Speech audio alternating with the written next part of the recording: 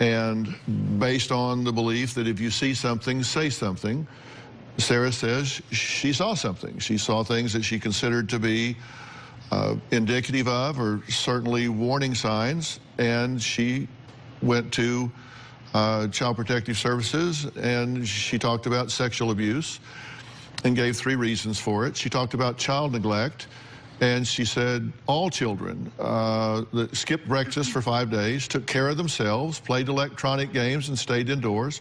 Homework was criticized by Brooke and Jason, and that was indicative of neglect. You wanted to respond. First of all, she's taking innocent young men and putting something on them that is beyond just something you can casually accuse somebody of. That is a violent crime that they are being accused of, right? There's an impact that comes on those boys emotionally when those accusations are being made. Secondly, I do have experience and training in advanced training hours for our licensing on what a sexual abuse victim looks like. My daughter doesn't bedwet. She doesn't have night terrors. She's not afraid of going into her bed at night. She doesn't have sexualized behaviors. She doesn't have any access to her room. The girls are on this side of the house. The boys are on this side of the house. And before we ever brought a teenage boy into our home, we even put cameras in the girls' rooms.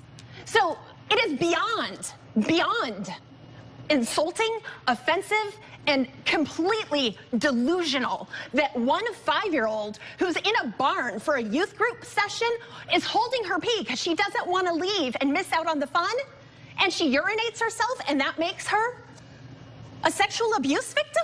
That's crazy. You're lying. You're lying. You say... How is she? She's lying because her conversation with me in terms of like the camera, for example, she has a camera in there because they're worried about the girls that eating candy or bringing electronics into their room. It has nothing to do with the sexual abuse. Secondly, does go up into the room. You may not use my son's name on this show. You have no right to humiliate him. You also have no right. You don't use his name again. Don't neglect your children. I never bring him in of it. Hey. And you're lying. Hey, right? Sarah. Yes, Sarah, you are. Sarah, I need you to listen to me right now.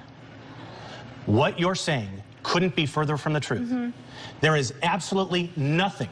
There is not one thing about what you're saying that is accurate. And here's the worst part.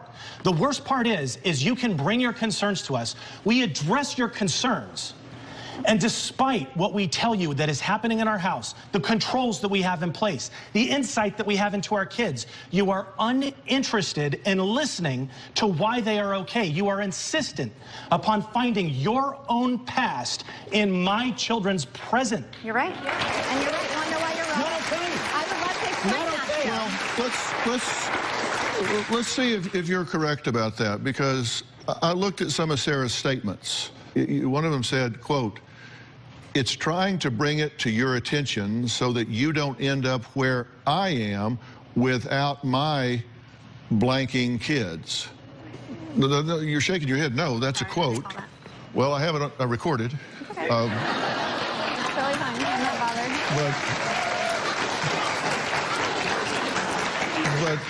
And I'm just saying this for insight. No, it's fine. I agree. I'm just saying this for insight purposes. You say where I am with regard to my kids, and where are you with regard to your kids? First, it's not without my, I'm sorry? not in that any intention towards my kids. Where am I with my kids? I've been an addict for 33 years, ignoring and normalizing bad behavior that was taught to me, and I'm just learning now that I have my own voice and I can create my own morals and values. So my rights have been severed from my kids, which I agree is acceptable, because I was not, and I'm still not in the right place to have my children. You said, it's like me trying to scream out as a child going, hey, this is what happened to me as a kid, and this is how I tell you, and it's like you ignore me. Right. So it's me, and it appears to me